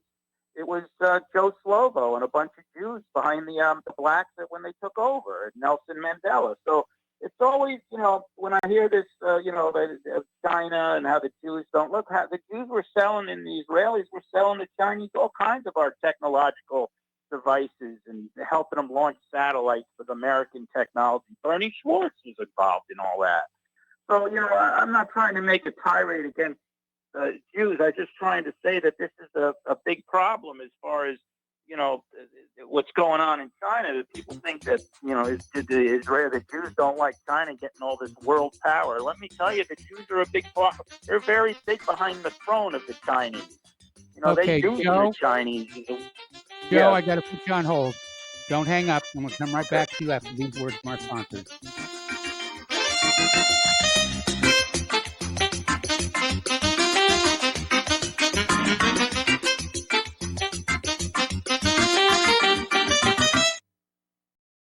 What would you say if I told you we have a new tool that will increase production and lower maintenance costs for your meat processing company? And it would pay for itself in just 6 weeks. When pigs fly, The new Ease Off Model Easy 4 replaces old spring-style carcass droppers and is faster, safer, and more reliable. The Ease Off lowers or lifts 1,000 pounds to or from your rail automatically using our remote control. sounds expensive. Can I afford it? Can you afford not to try the Ease Off? It installs fast with just 3 bolts in place of your current dropper. The effortless operation will reduce fatigue and injuries, speed up your line, eliminate downtime, and increase profit. How can I order my Ease Off? Go to easeoff.com, EAZEOFF.com, and hurry because we are offering $200 off on the new Easy 4 for a limited time. Easeoff.com. We make pigs fly. Cows too. Ease Off LLC, Summersville, Missouri, 417-932-6419.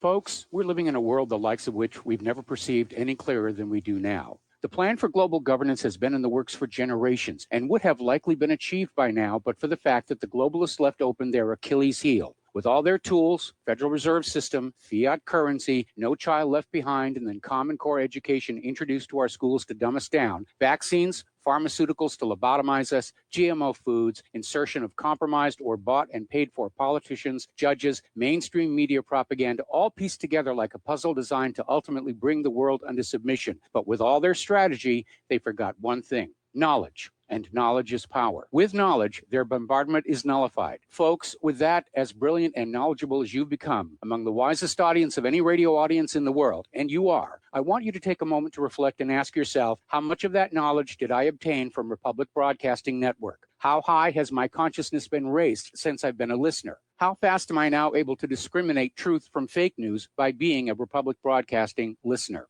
How clear am I now able to see the world since I've been listening to RBN? Ask yourselves those questions, folks. Then ask yourself, what is that knowledge worth to me? Like my morning coffee, how would I survive without it? A voice of truth in a sea of lies. Do we not all need to make sure it survives? Like public broadcasting, we are now finding we can only survive with listener support. Censorship, advertisers being attacked, truth itself being attacked. It's the only way through this. We at Republic Broadcasting humbly ask you to become a supporter. Look at your budget and make a determination of what Republic Broadcasting is worth to you and what you can afford on a monthly basis.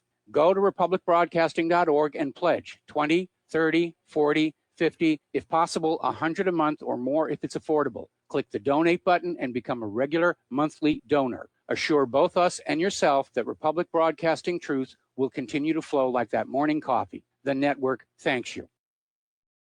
Some are maxed out all their credit cards. Some are working 2 jobs and living in cars. Minimum wage won't pay for a roof, won't pay for a drink. If you gotta have proof, just try it yourself, Mr. CEO. See how far $5.15 an hour will go. Take a part-time job at one of your stores. I bet you can't make it here anymore. Welcome back to our show here, and a reminder that Republic Broadcasting is still in the middle of a fundraiser. We need your help to keep on doing what we're doing here. The postal address where you can send a check, money order, or if you prefer anonymity cash is Republic Broadcasting Network, 2251 Double Creek Drive, number 302, Round Rock, Texas, 78664. The phone number where you can make a credit or debit card donation is 800-724-2719, extension 3. The network thanks you. All right, so we're getting back here to Joe in Houston. And Joe, if you could just sort of pick up where you left off. Well, like I said, people don't understand. You can see in America how the Jews have so much control, and you think, oh, China, it's all the Han Chinese. Well, the Jews have had a lot of control in China since the Sathon family in Hong Kong. I mean, they're one of the richest families in the world, and they basically own the opium trade and the banking trade in Hong Kong. And that just didn't go away. They've intermarried with Chinese people, like Mark Zuckerberg and who's the head of Fox. That tons of these really rich elite Jewish people are basically moving shop. I grew up with a kid, and I guess because his father was connected in business, he got the word that China was going to be the place to be for the future, and he set up shop in Hong Kong, and he's a multimillionaire now, and he's married to a Chinese. And it's so there's a lot of, like, when I hear this, that the Israelis or the Zionists don't like China, they're threatened by their power. No, they're not. They help expedite it, like Kissinger was part of it. They push these bills about giving them most favorable trading status. Them and their bankers really developed China. China's a power now because of a lot of reason, but because of the Jewish influences and Jewish political power helping to shift the industry over to China. I mean, they were making money hand over fist doing it. So, and like I said, I think what we're seeing here is kind of people are taking their sides. I mean, you have the internationalist Jews with finance capital, the deep state connected ones against more of the nationalist, the mere populist. And I think that this coronavirus is part of that war. It's a soft war yet. It has, and basically, I think the deep state, working with the Chinese, want to destroy the Trump presidency at all costs. And what better way than to destroy our economy? And that's what it appears that they've done. Now, I'm not saying, I think there's a lot of good, righteous Jews that are on our side, the nationalist side and the populist side. And so I see it, and I'm hoping that we come out on top, because this is a battle. This is a life and death battle for this country of where we're going to go. I mean, are we going to let the intelligence agencies run our country? The FBI, corruption and FBI, and so it's just it's very interesting times to live in. And real quick, I'd like to say about Michael Flynn. This whole thing with the Covington law firm is really heating up and getting interesting. I found out that Michael Chertoff, you remember him? I remember him. He was up to his eyeballs in 9/11, covering up the evidence, and the director of Homeland Security made a fortune with the things, the radio scanners at the airport, after the fake shoe bombing. I mean, his guy, and I think he's like a dual citizen. His parents were part of the founding of Israel. You want to talk about a dirty guy. These guys like Michael Chertoff, they're the type that do sell us out to the Chinese. They'll work to destroy America. But he's not a good person at all. I'm sure he hates Trump because they helped railroad Flynn. And to get rid of Flynn was to go after Trump. And they threatened his son, and then not only that, but to me, that the fact that his lawyers were colluding with the the dirty cop prosecutors, that's really where the money is, Mr. Flynn. I hope you get every penny from Mr. Chertoff and Eric Holder, and I'm sure there's a ton more of these ex-government deep state operatives, many of them Zionists. So let's see justice. And Trump, Mr. Trump, as president, if you don't go after these people, this country is destroyed. You have to win this fight. This is a fight right now. You have to destroy these deep state bastards. You have to put them all in jail. If they don't go to jail, then this country's finished. I'll leave it at that, Michael. Thank you. Well, I agree with you absolutely that this country is in serious, serious trouble, mostly because of the extreme corruption that has crept into our government. And yes, government is always corrupt to an extent. And maybe it's just because we're studying it a little bit more closely. But to me, it just feels like the corruption has become the dominant influence in politics. And with things like the Clinton Foundation, the massive election fraud, which Trump failed to deal with decisively. And I think that may cost him come November. So thank you very much for the phone call. We're going to let you go. We've got other callers waiting on the line, but I'm going to leave them until after this next commercial break, which is almost upon us. But it does feel like the United States is very much in decline, and maybe that is a good thing. So we're going to take a break for some commercials, back with more phone calls after these few words from our sponsors.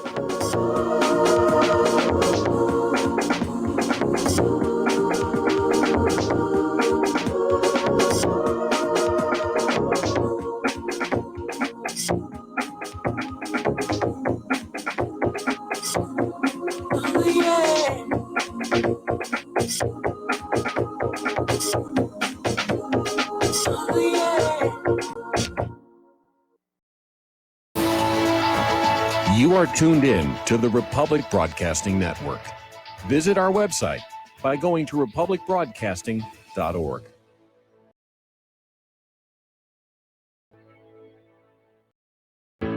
Many people write us about their experience with Extendivite. Allow me to read you some from Amazon.com. It really does work like the review says it does. I cannot believe that after the first few days, I didn't feel as sluggish or clogged up. It has had a profound impact on my physical, emotional well-being. I'm skeptical as most people about products and their claims, and I never write reviews, but this is a wonderful product and I recommend it to everyone. Great product. It has brought my blood pressure from the mid-150s over the 80s to the mid-130s over mid-80s, along with diet and exercise in just the past couple of months. Excellent. Thank you, David. Tell us your story. Get Extendivite today. Call 1-877-928-8822 or visit heartdrop.com. Extend your life with Extendovite. Did you know that you can be tracked and traced when you're online? With identity theft and cybercrimes on the rise, your passwords, your identity, and even your physical location can be revealed to complete strangers. Would you like to surf the internet anonymously and not have to worry about these threats? Well, now you can by visiting patriotinternet.com. For about $2 per month, patriotinternet.com will conceal your IP address and your physical location, allowing you to browse the web, send emails, and instant message anonymously. patriotinternet.com will bypass filters, block sites, and keyword blocking. You can also bypass logging by your router and your ISP. With patriotinternet.com, there is no software to install and uses 128-bit encryption for your protection. When using wireless hotspots, patriotinternet.com shields your information from identity thieves and is compatible with Windows, Mac, and Linux. Protect your identity and your freedom with anonymous internet access from patriotinternet.com. Visit patriotinternet.com today. Homeowners, are you in foreclosure, expecting to be served with a foreclosure lawsuit, or suspect your lender has coerced you into an illegal mortgage transaction?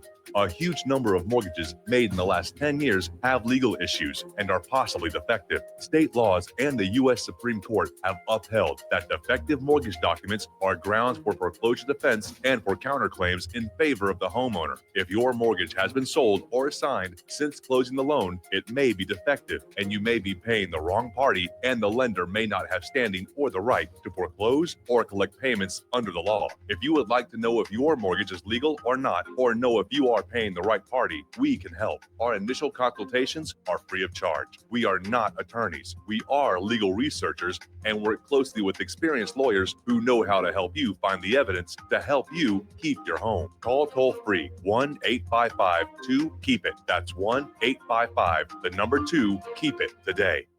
What this country is coming to, I sure would like to know.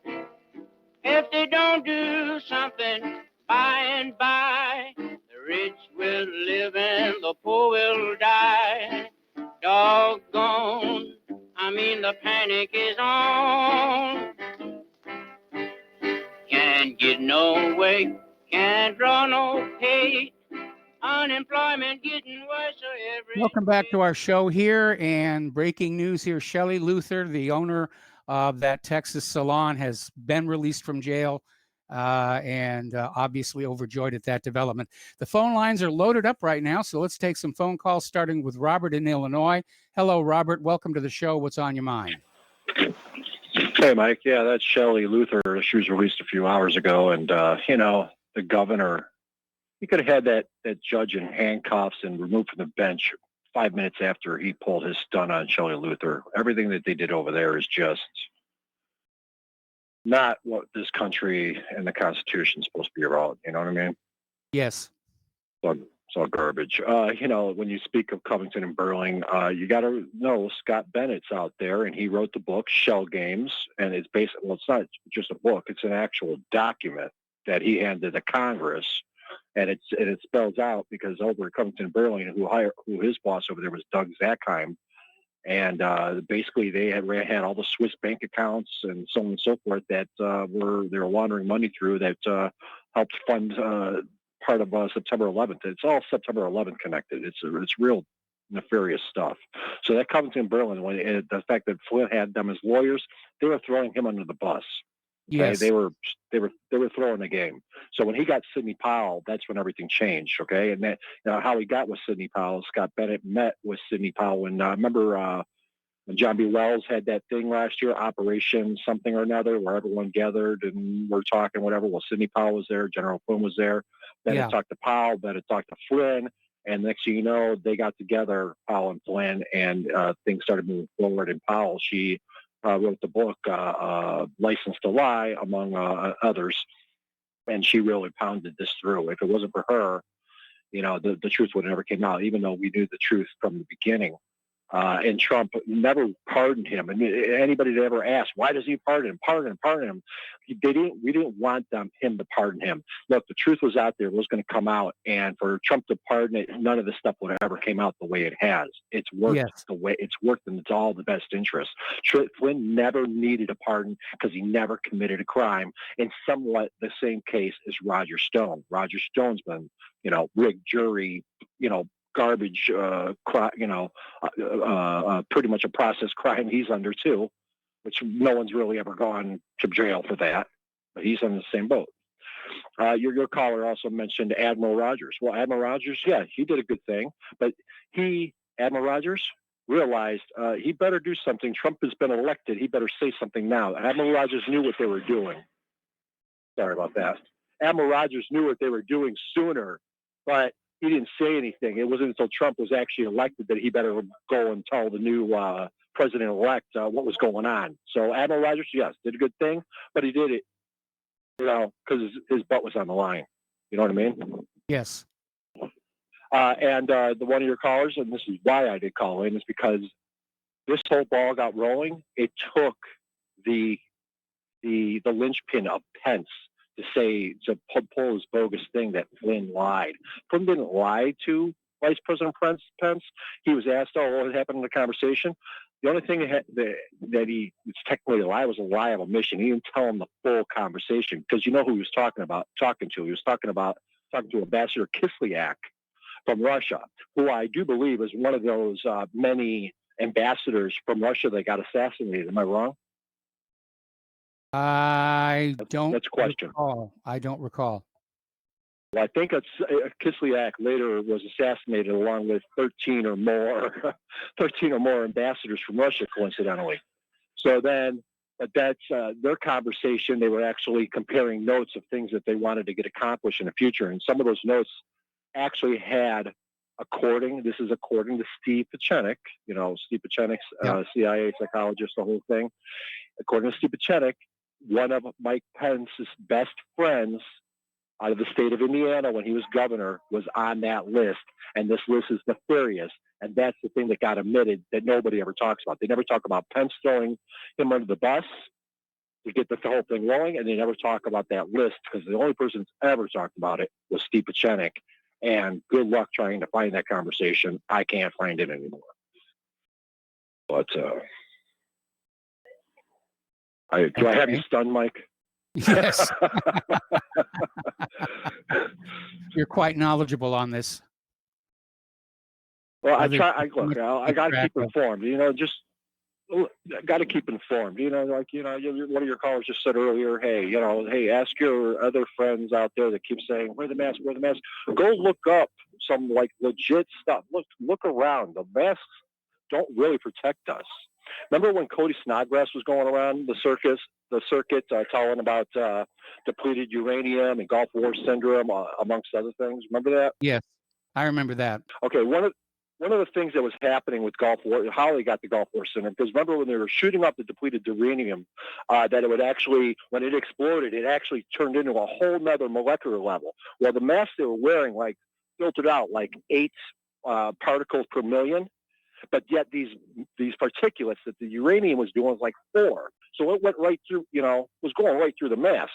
Same thing with anything that's going on around us. What these masks are actually doing, they're actually hurting us, because we're breathing in our own carbon monoxide in and out, in and Carbon out. dioxide. If you're ever going to wear a mask, Carbon dioxide. Carbon dioxide. Yeah, I apologize. Thank you. But that's the whole deal, you know. I mean, we're actually hurting ourselves. So if you did have an underlying condition, if you had respiratory problems, if you had previous strokes and whatever, you're decreasing your oxygen. And if you had any type of viral any inside of you, you are actually incubating and actually increasing it. Because let's say this, and I got to find it. I don't know how to find this. Is the American Medical Association, the document of all documents, the people of all people, they say that the general public, especially healthy people, should not be wearing masks. It's in their scripture. And that's what they state. Now, if you do have something like you're coughing, you're sneezing, and whatever, okay, and you're going to go out, wear a mask, you're protecting others from your cough and whatever, and so on. But somebody that's totally asymptomatic or healthy or what, they do not need to be wearing masks. And if you are that sick, maybe you should be staying home and getting well. You know, I remember, whole the conversation is we don't quarantine the healthy. Yes.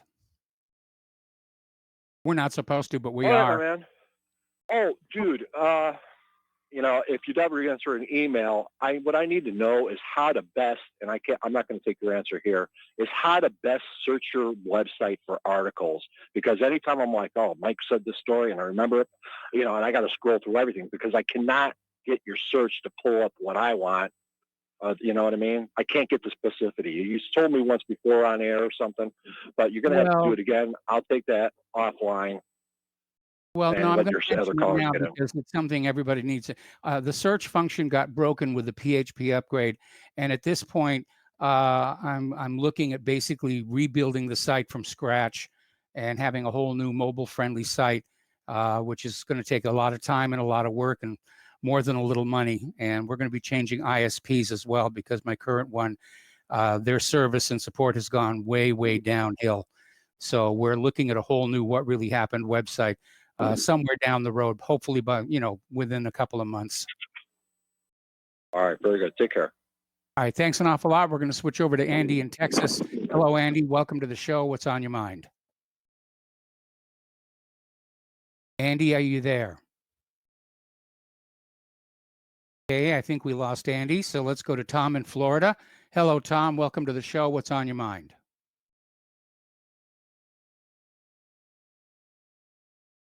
Okay.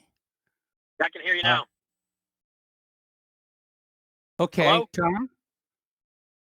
Yeah, Mike, can you hear me? Yeah, I can hear you now. You're on the air. What's on your mind? Yeah, good day to you, Michael. Aloha. Yeah, the last two callers were excellent. Joe is really right on the money. And so Joe is right on the money, so is the other guy. I just got to say, what they're doing to Flynn, I hope Flynn ends up with millions of dollars with this. But yeah, Michael, what's been on my mind is, I bet you the Democrats are going nuts in New Jersey right now, though, about Christie getting freed by the Supreme Court. And yes, I guarantee it's growling like crazy over there in Jersey. But what's on my mind, Michael, it's really got me going. I haven't talked to you in a few days. I've been under the weather a little bit, taking care of stuff. What I want to talk about is how they really did try to railroad Trump with Flynn. And the guy was talking about Roger Stone here in Florida when they came with the SWAT team at night. You have an MSNBC journalist saying that they don't care if Joe Biden did rape that woman. Everybody should still vote for Biden over Trump. That's what the Democratic mindset is, Michael. It's disgusting and disgraceful. There are a bunch of Bolshevik traitors. And what I want Joe to understand is this.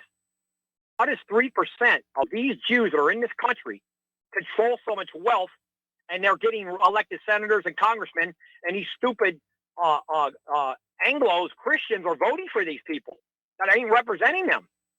These Jews are not representing their ideology, their religious beliefs and all that. Look at the stuff they're promoting, but they still have a way to manipulate the media to have you vote for a guy like Bernie Sanders in Vermont, when 94% of the people I found out in Vermont are Christian. Something's going on here, Michael, and it's not right. And I will say this about Trump. He needs to stop listening to his imbecile son-in-law, Chris Kirchner. I mean, Ivanka, they need to stop listening. Trump needs to say, hey, back up, take that daughter, take off with this guy, but leave me alone. Let me run the government. You're not running this government no more. We're not going to be run out of Israel. We're going to be run by a Christian ideology in the United States, which is the majority. Of course, they're trying to turn it into a minority with all these people are bringing in this country illegally. Like I keep telling your show, this illegal immigration is the reason they're going after Trump so hard and the Supreme Court. You got Ruth Bader Ginsburg, that schmuck, who's ready to croak, and she's 87 years old, and she don't want to give up her seat, Michael. You hear me? Yeah, she's apparently in the hospital bed right now. Yeah, she's 87 years old. I mean, they should have a term limit on these Supreme Court justices. Once you hit 80 years old, that's it. You get out. We're going to bring some new fresh meat in there. This is insanity. And, you know that guy, Joe, is like, he's talking about China, man, and the Jews. It's so true what he's saying. It's just mind-boggling that the masses of this country are not waking up because they're being like sheeple. And the only time now they're actually, millions of people are actually watching the news because they didn't have these jobs, because a lot of 30 million are out of work. Well, you're going to see a big shift now because a lot of people are going to start, they're going to start picking out these medias for what the fake news that they are, the criminal hypocrisy of these media networks. Okay? And, I got to tell you, Michael, the whole thing has been a cabal. It's a giant cabal, man. It's a big-time cabal run by a bunch of schmucks and putzes that people are buying into this nonsense. And come election time, we cannot allow an imbecile like Biden, who's got the brain of a 98-year-old man, to be the president of the United States, because it will be a minority, more likely, that he picks will be running the show, and they're going to be ultra left. Look at this Donna Brazile. You talk about a real racist. She's on Fox News. They hired her on Fox News, and that woman's so racist toward white people. It's disgusting. She's a big-time racist, Donna Brazile. And then you got the schmuck down here in Florida, Matt Sludge. He's a big-time homosexual who's he's wishy-washy. One day he's for Trump, and the next week he's against Trump. This guy, you talk about a hypocrisy of the media and imbeciles who are running our government. It's unbelievable. You got Rothstein with the FBI. The FBI needs to be totally revamped. I think Trump should definitely get rid of that Christopher Wray and just sweep the whole FBI out and bring them all in. Michael, I'm really not excellent at predicting. I predict 99.99% of everything I say that comes true. I told you last week that Flynn was going to be exonerated. He's going to get millions and millions of dollars. I wouldn't be surprised if Michael Flynn's in Trump's cabinet in the next term. I really believe that's what's going to happen. Trump has already indicated he wants to bring him back into the White House. Well, that was wonderful news, and I hope he does. And like Joe said, Trump needs a clean house. All these schmucks, these putzes that are in our government, they need to be wiped out. They're sent to Israel. Go back to Israel or whatever. And I tell you, you never hear, one thing you don't hear about is this Debbie Blabbermouth Schultz, this schmucka, the Swatza, whatever you want to call her. Michael, when I went to a Trump rally, you know what she did? She was out there with 14, 13-year-old girls holding signs that said F-U-C-K, the President of the United States, Michael. Could you imagine if that was Republicans doing that at a Democratic convention?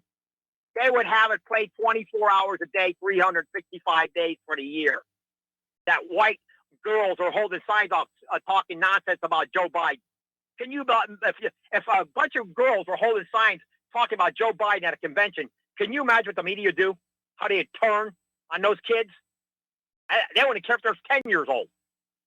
But since they were Trump, since it was a Trump rally and these girls were for the Democratic Party, they didn't do a darn thing to those girls. They should have took their parents and had them arrested for using the vulgar, foul language that they were using on those signs. I told one young lady, I said, honey, who's telling you write this? And she's telling me, don't you worry about it. I'm a senior citizen, and she's going to talk to me like that young, fresh punk? Nonsense, Michael. That's what this whole thing is about, nonsense. It's like I said, if it makes sense, it's nonsense. If it's nonsense, it makes sense to these Democrats. They're a bunch of Bolsheviks. Let's get to the real truth about these people. They're Bolsheviks. They want to take this country down to its knees. And like Joe said, they're interracial. When it comes to money, they can smell the money, man. And you know what? You got a guy like Bernie Sanders who's living in Vermont. 3% of these Jews are in that state, or 4, 5%. Well, take 12% Jews in Vermont, but they're getting a guy like him elected as a senator, and all these other schmucks. I always thought the majority rules, Michael. Isn't that the whole adage? The majority's supposed to rule. Well, that's supposed to be how it works. Well, that's how it's supposed to work. But you know what? When it comes to the schmucks, it's about he who has that gold makes the rules, Michael. Yes. They sure show that a lot, especially with the media criminal creeps that they have in our government. So, let's just see what happens. This is going to be a big explosion when the Durham report comes out. That's going to shake the core of this country, I believe. And, Michael, one more thing, I'll let you go. I know you got other callers. The Supreme Court, we cannot allow that imbecile Biden to be president. Number one, a lot of your callers, hey Trump. Well, you people that call in hate Trump, do you want to go with a guy like Joe Biden? You want illegal immigration to run rampant at 50 million or plus? Would have been Hillary Clinton or Joe Biden or any imbecile Democrat? Please, people. Finally, we have our air clean for a change. You know what? I think the coronas have done a lot of good in some ways for our environment. All these environmentalists are going nuts how clean the air is. Well, you know what? That's a good thing. And Michael, one more thing. These masks that everybody are wearing, like he said, where are all these masks when they lay them, like put them in their house, laying them in the house with all the germs on them? Are they burning them in an incinerator or throwing them in a fire pit? These masks that these people lay on the counters have germs all over them. So they're affecting the whole household. The dogs, everybody's getting infected now. So these masks are nonsense. Think about who's taking their mask. There's a couple of your callers taking their mask and burning them after they use it for today. Well, you're supposed to sanitize them with hydrogen peroxide. Anyway, listen, Tom, I got to let you go. We got to take a commercial break. I'm going to try and fit as many phone calls in as possible when we come on back, but I may not be able to get to all of them. So we'll be right back.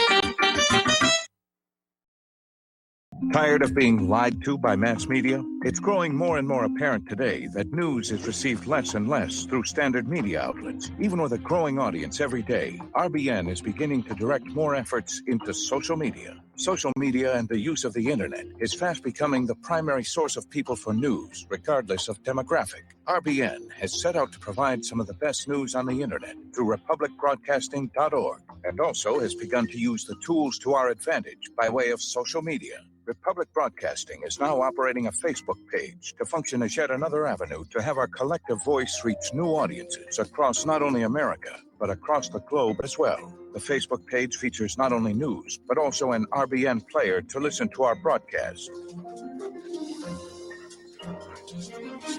Get involved by visiting facebook.com/Republic Broadcasting and liking our page and share it with your friends and family, because you can handle the truth.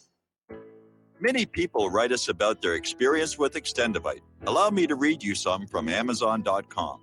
This product is superb. I have been taking it for about a year now, and I can feel my cardiovascular system run like a Swiss watch. I definitely recommend this product for anyone that has high cholesterol, high blood pressure, and heart palpitations, A+. It's potent, but it works. I have been waking up for the past 3 years with numb hands, and a week into using Extendivite, my numb hands seem to have cleared up.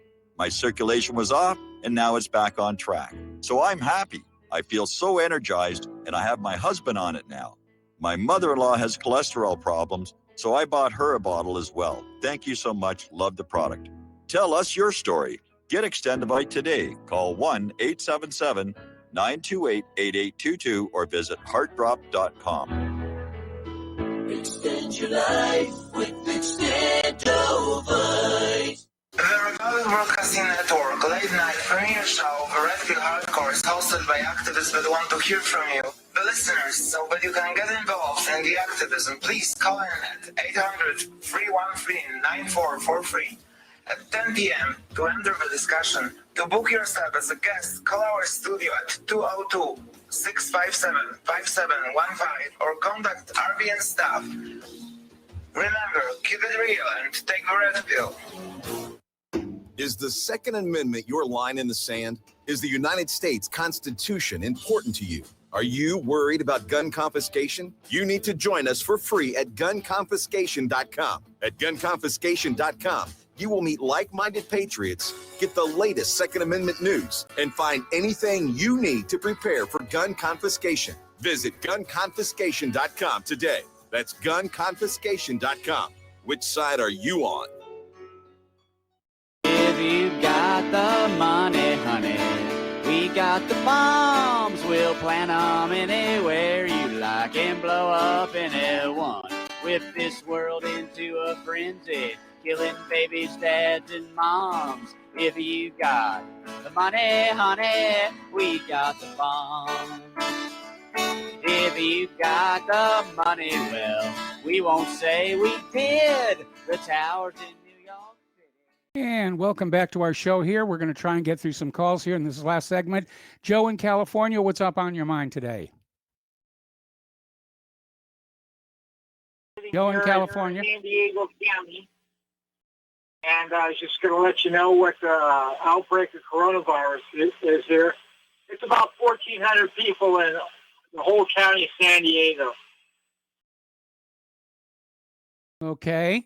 And where I live, there's only El Cajon. There's only about 114 cases. Well, that sounds like And there are a lot of people. Yeah, it's not as bad. And Governor Gavin Newsom is going to start reopening California this next Monday. Okay. Well, So thank you. that means. Yeah, go ahead. No, I was going to say you go ahead. Yeah, so the restaurants have all the takeouts are open. I can't wait until the Gold Corral reopens because that's where I like to go eat. All right. Well, thank you for the phone call. We're going to switch over to Andy in Texas. Hello, Andy. What's on your mind? Andy in Texas, are you there? All right. Let's go to Chris in Clearwater. Chris, hello. Welcome to the show. What's on your mind?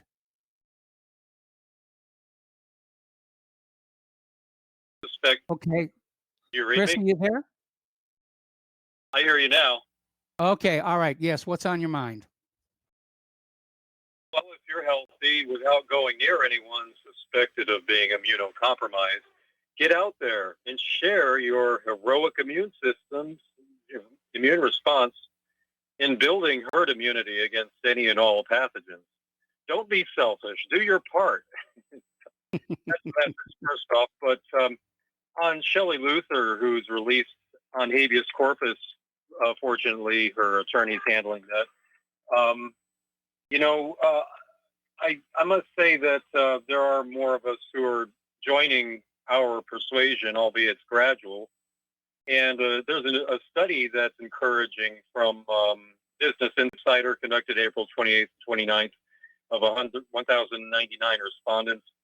Half of respondents said they strongly support the government enforcing social distancing measures for at least 2 more weeks. And another 25.48% of respondents said they too would support the measures, but they're not as strong in their conviction. About 14% of respondents had no opinion, while just 11% were against continuing social distancing measures, 6% saying they oppose them, and 4% saying they strongly oppose them. Now, because it takes just one juror to hang a jury, we have more than enough representation for prospective juries to nullify such bad pseudo-law as the unconstitutional emergency orders are disguised. Everyone charged with violating an emergency order should demand trial by jury. Meanwhile, I'll have to continue when I'll call back tomorrow on jury rights. All right. Go Okay. to Court Jury Association, FIJA.org for more information. All right. Thanks an awful lot. It's the end of our program. Stay tuned for John Stadmiller. I'm sure he's got lots of interesting things to share with you. Please spread the word of RBN. Spread the word of whatreallyhappened.com. Please donate. We need your help to keep doing what we're doing here. We'll be back tomorrow. Aloha, America.